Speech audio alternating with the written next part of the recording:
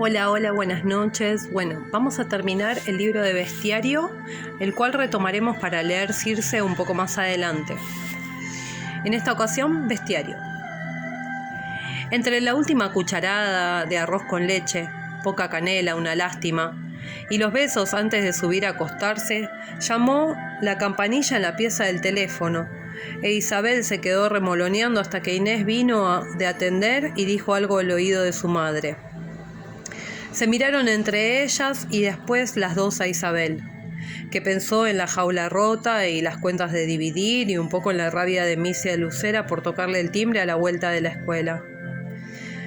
No estaba tan inquieta. Su madre e Inés miraban como más allá de ella, casi tomándola por pretexto, pero la miraban. A mí, créeme, no me gusta que vaya, dijo Inés. No tanto por el tigre, después de todo cuidan bien ese aspecto, pero la casa tan triste y ese chico solo para jugar con ella. A mí tampoco me gusta, dijo la madre, e Isabel supo como desde un tobogán que la mandarían a lo de Funes a pasar el verano. Se tiró en la noticia, en la enorme ola verde, lo de Funes. Claro que la mandaban. No les gustaba, pero convenía. Bronquios delicados. Mar del Plata carísima. Difícil manejarse con una chica consentida, boba, conducta regular con lo buena que es la señorita Tania, sueño inquieto y juguetes por todos lados, preguntas, botones, rodillas sucias. Sintió miedo, delicia, olor de sauces, y la de Funes se le mezclaba con el arroz con leche, tan tarde, y a dormir. Ya mismo a la cama. Acostada, sin luz, llena de besos y miradas tristes de Inés y su madre, no bien decididas, pero ya decididas de todo a mandarla. Antevivía la llegada en break, el primer desayuno, la alegría de Nino, cazador de cucarachas, Nino sapo, Nino pescado, un recuerdo de 3 años atrás, Nino mostrándole unas figuritas puestas con engrudo en un álbum y diciéndole grave: este es un sapo y este un pescado. Ahora Nino en el parque esperándola, con la red de mariposas y también las manos blandas de rema.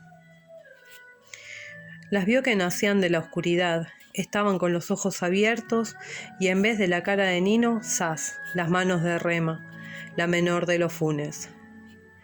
Tía Rema me quiere tanto, y en los ojos de Nino se hacían grandes y mojados. Otra vez vio a Nino desgajarse flotando en el aire confuso del dormitorio, mirándola contento. Nino pescado. Se durmió queriendo que la semana pasara esa misma noche. Y las despedidas, el viaje en tren, la legua en break, el portón, los eucaliptos del camino de entrada. Antes de dormirse tuvo un momento de horror cuando imaginó que podía estar soñando. Estirándose de golpe dio con los pies en los barrotes de bronce. Le dolieron a través de las colchas. Y en el comedor grande se oía hablar a su madre y a Inés. Equipaje, ver al médico por lo de las erupciones, aceite de bacalao y jamameles y virgínica. No era un sueño.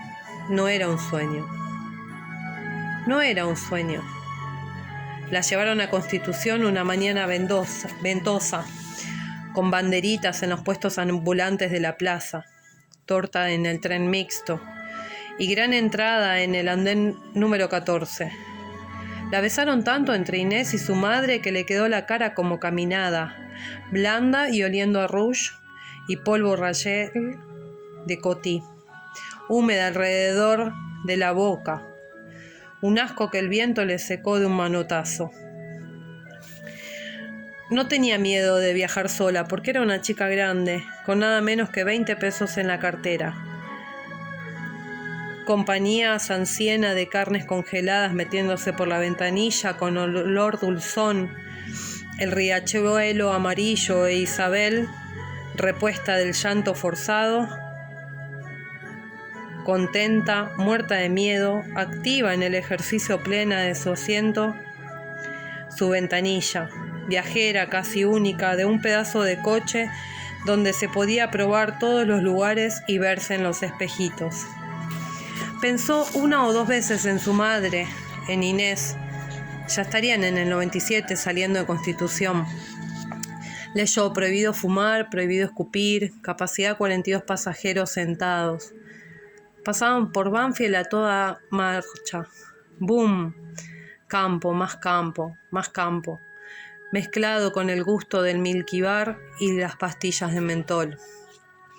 Inés le había aconsejado que fuera tejiendo la mañanita de lana verde, de manera que Isabel la llevaba en lo más escondido del maletín. Pobre Inés, con cada idea tan pava. En la estación le vino un poco de miedo, porque si el break... Pero estaba ahí, con don Nicanor florido y respetuoso.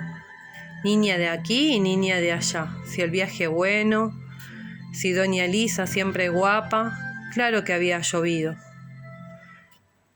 O andar del break, vaivén para traerle el entero acuario de su anterior venida a los horneros. Todo más menudo, más de cristal y rosa. Sin el tigre entonces, con don Nicanor menos canoso, apenas 3 años atrás. Ni un sapo, ni un pescado, y las manos de Rema que daban deseos de llorar y sentirlas eternamente contra su cabeza, en una caricia casi de muerte de vainillas con crema. Las 2 mejores cosas de la vida. Le dieron un cuarto arriba, entero para ella, lindísimo.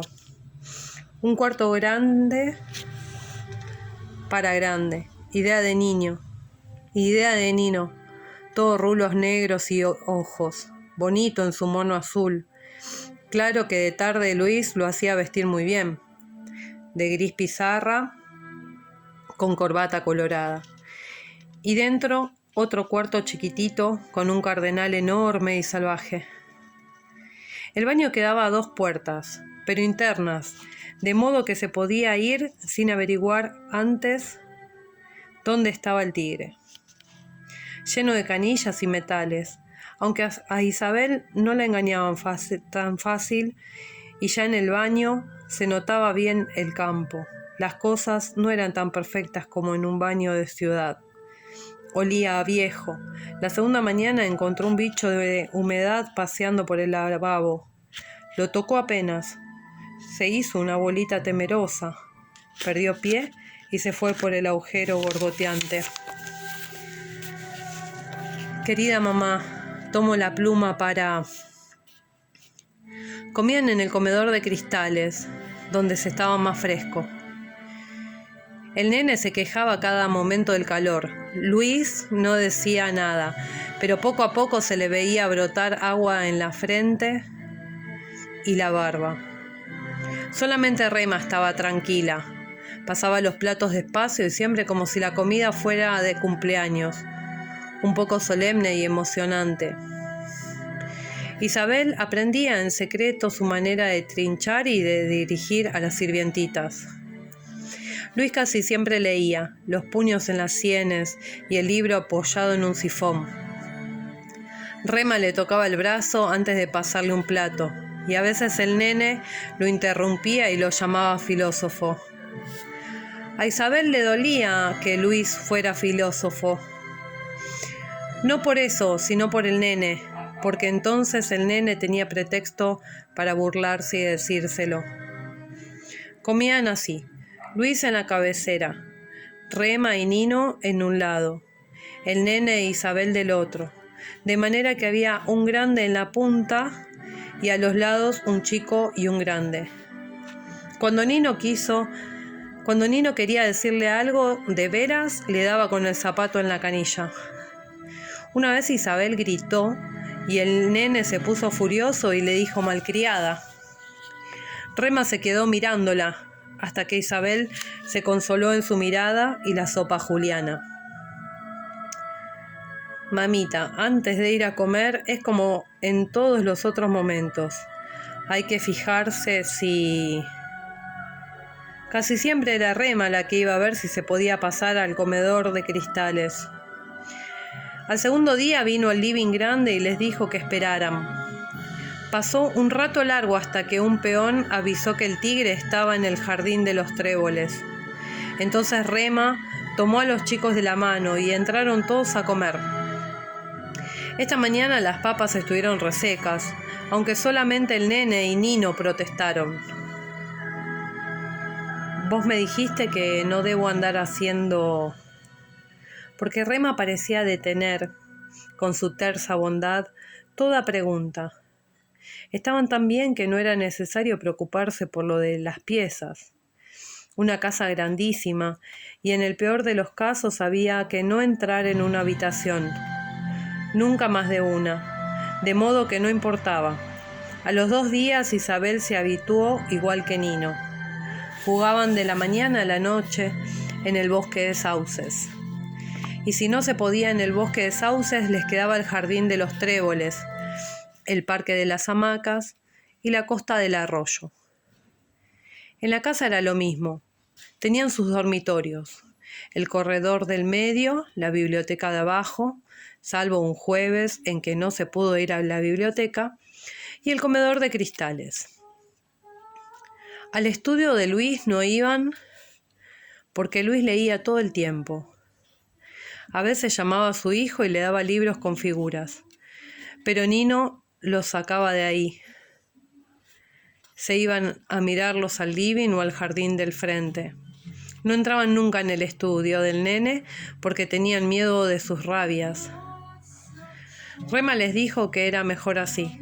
Se los dijo como advirtiéndoles. Ellos ya sabían leer en sus silencios. Al fin y al cabo, era una vida triste. Isabel se preguntó una noche por qué los Funes la habrían invitado a veranear. Le faltó edad para comprender que no era por ella, sino por Nino. Un juguete estival para alegrar a Nino. Solo alcanzaba a advertir la casa triste, que Rema estaba como cansada, que apenas llovía y las cosas tenían, sin embargo, algo de húmedo y abandonado.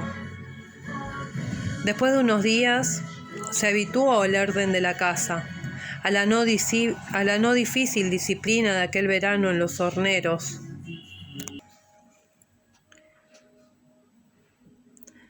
Nino empezaba a comprender el microscopio que le regalara a Luis. Pasaron una semana espléndida criando bichos en una batea con agua estancada y hojas de caída, poniendo gotas en la placa de vidrio para mirar los microbios. Son larvas de mosquito. En este microscopio no van a haber microbios, les decía Luis desde su sonrisa un poco quemada y lejana. Ellos no podían creer que ese rebullente horror no fuese un microbio.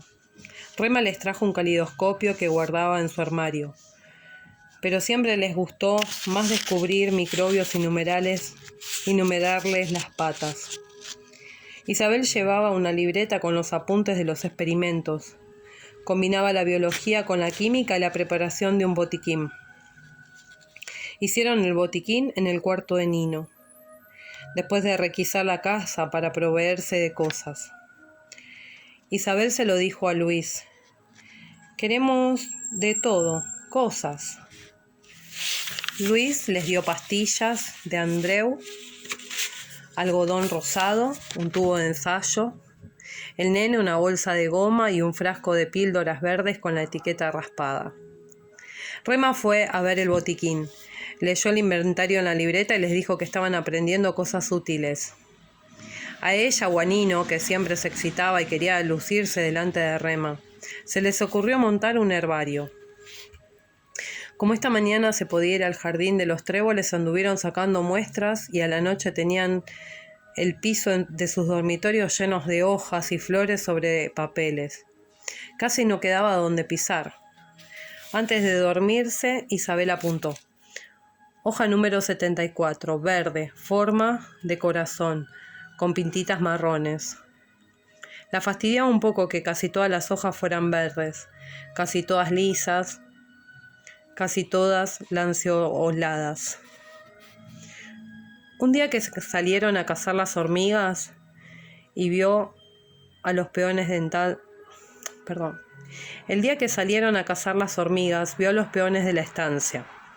Al capataz y al mayordomo los conocía bien porque iban con las noticias a la casa. Pero estos otros peones más jóvenes estaban ahí del lado de los galpones con un aire de siesta, bostezando a ratos, mirando jugar a los niños. Uno le dijo a Nino: «¿Pa qué va a juntar todos esos bichos?», y le dio con 2 dedos en la cabeza, entre los rulos. Isabel hubiera querido que Nino no se enojara, que demostrase ser el hijo del patrón. Ya estaban con la botella hirviendo de hormigas y en la costa del arroyo dieron con un enorme cascarudo y lo tiraron también adentro para ver. La idea del formicario lo habían sacado del tesoro de la juventud y Luis les prestó un largo y profundo cofre de cristal. Cuando se iban, llevándolo entre los dedos, Isabel le oyó decir a Rema: «Mejor que se estén así quietos en casa». También le pareció que Rema suspiraba. Se acordó antes de dormirse, a la hora de las caras en la oscuridad.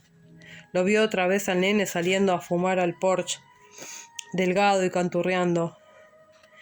A Rema, que le llevaba el café, y él que se tomaba la taza equivocándose, tan torpe que apretó los dedos de Rema al tomar la taza.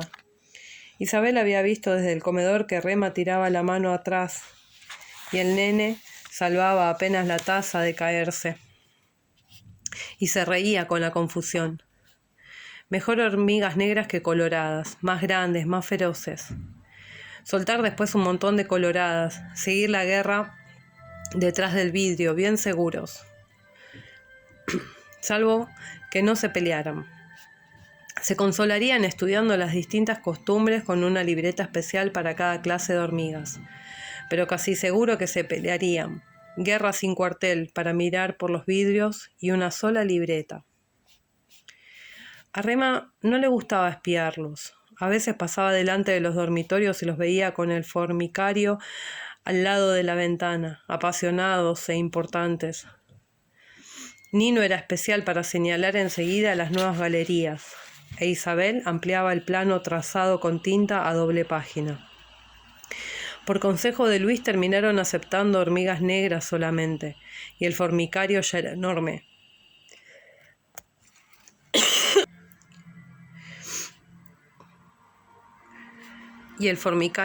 enorme. Las hormigas parecían furiosas y trabajaban hasta la noche, cavando y removiendo con 1000 órdenes y evoluciones. Avisado frotar de antenas y patas, repentinos ataques de furor y vehemencia, concentraciones y desbandes sin causa visible. Isabel no sabía ya qué apuntar. Dejó poco a poco la libreta y se pasaban horas estudiando y olvidándose los descubrimientos.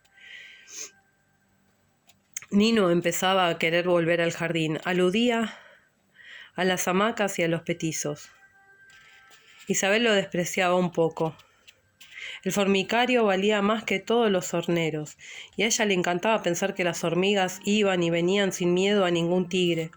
A veces le daba por imaginarse un tigrecito chico, como una goma de borrar, rondando por las galerías del formicario. Tal vez por eso los desbandes, las concentraciones. Y le gustaba repetir el mundo grande en el de cristal.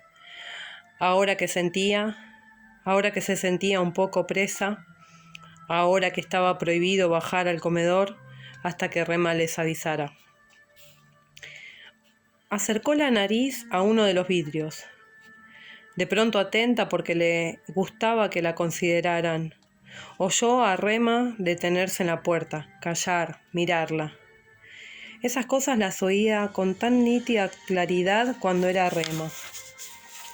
¿Por qué así tan sola? ¿Por qué así sola? Nino se fue a las hamacas. Me parece que esta debe ser una reina. Es grandísima. El delantal de Rema se reflejaba en el vidrio. Isabel le vio una mano levemente alzada. Con el reflejo en el vidrio, parecía como si estuviera dentro del formicario. De pronto pensó en la misma mano dándole la taza de café al nene. pero ahora eran las hormigas que le andaban por los dedos.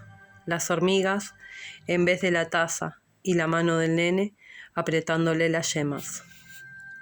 «Saque la mano, Rema», pidió. «¿La mano?» «Ahora está bien. El reflejo asusta a las hormigas». «Ah, ya se puede bajar al comedor».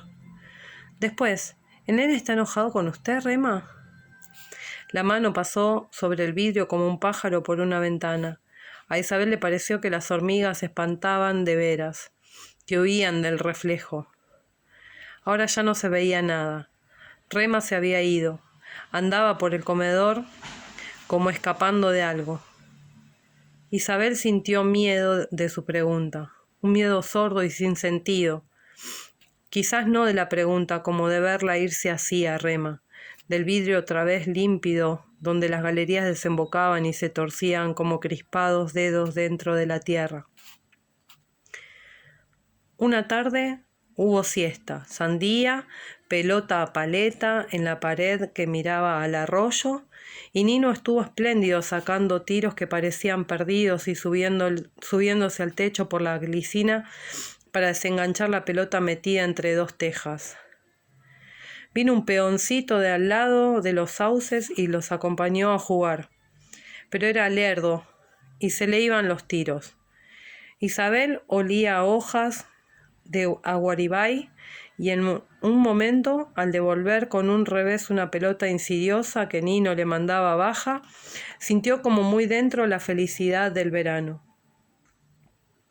Por primera vez entendía su penitencia en los horneros, las vacaciones. Nino.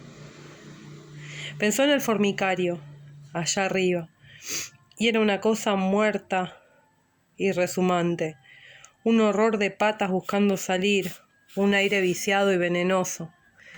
Golpeó la pelota con rabia, con alegría, cortó un tallo de aguaribay con los dientes y lo escupió asqueada, feliz, por fin de veras bajo el sol del campo. Los vidrios cayeron como granizo. Era en el estudio del nene. Lo vieron asomarse en mangas de camisa y con anchos anteojos negros. «¡Mocosos de porquería!». El peoncito escapaba. Nino se puso al lado de Isabel. Ella lo sintió temblar con el mismo viento que los sauces. «Fue sin querer, tío». «¿De veras, nene? Fue sin querer». Ya no estaba. Le había pedido a Rema que se llevara el formicario y Rema se lo prometió. Después, charlando, mientras le ayudaba a colgar su ropa y a ponerse el pijama, se olvidaron. Isabel sintió la cercanía de las hormigas cuando Rema le apagó la luz y se fue por el corredor a darle las buenas noches a Nino, todavía lloroso y dolido, pero no se animó a llamarla de nuevo. Rema hubiera pensado que era una chiquilina. Se propuso dormir enseguida y se desveló como nunca. Cuando fue el momento de las caras en la oscuridad, vio a su madre, a Inés, mirándose con un sonriente aire de cómplices y poniéndose unos guantes de fosforescente amarillo. Vio a Nino llorando, a su madre y a Inés, con los guantes que ahora eran gorros violetas que les giraban y giraban en la cabeza. A Nino con ojos enormes y huecos, tal vez por haber llorado tanto, y previó que ahora vería a Rema y a Luis. Deseaba verlos, y no al nene, pero vio al nene sin los anteojos, con la misma cara contraída que tenía cuando empezó a pegarle a Nino. Y Nino se iba echando atrás hasta quedar contra la pared, y lo miraba como esperando que eso concluyera. Y el nene volvía a cruzarle la cara con un bofetón suelto y blando, que sonaba a mojado, hasta que Rema se puso delante y él se rió con la cara casi tocando la de Rema. Y entonces se oyó volver a Luis y decir desde lejos que ya podrían ir al comedor de adentro. Todo tan rápido, todo porque Nino estaba ahí. Y Rema vino a decirles que no se movieran del living hasta que Luis verificara en qué pieza estaba el tigre. Y se quedó con ellos mirándolo jugar a las damas. Nino ganaba y Rema lo elogió. Entonces Nino se puso tan contento que le pasó los brazos por el talle y quiso besarla. Rema se había inclinado, riéndose, y Nino la besaba en los ojos y en la nariz. Los dos se reían, y también Isabel. Estaban tan contentos jugando así, no vieron acercarse al nene. Cuando estuvo al lado arrancó a Nino de un tirón, le dijo algo del pelotazo al vidrio de su cuarto y le empezó a pegar. Miraba a Rema cuando pegaba. Parecía furioso contra Rema, y ella lo desafió un momento con los ojos. Isabel, asustada, la vio que lo encaraba y se ponía adelante para proteger a Nino. Toda la cena fue un disimulo, una mentira. Luis creía que Nino lloraba por un porrazo, y el nene miraba a Rema como mandándola que se callara. E Isabel lo veía ahora con boca dura y hermosa, de labios rojísimos. En la tiniebla los labios eran todavía más escarlata. Se le veía un brillo de dientes naciendo apenas. De los dientes salió una nube esponjosa, un triángulo verde. Isabel parpadeaba para borrar las imágenes, y otra vez salieron Inés y su madre con guantes amarillos. Las miró un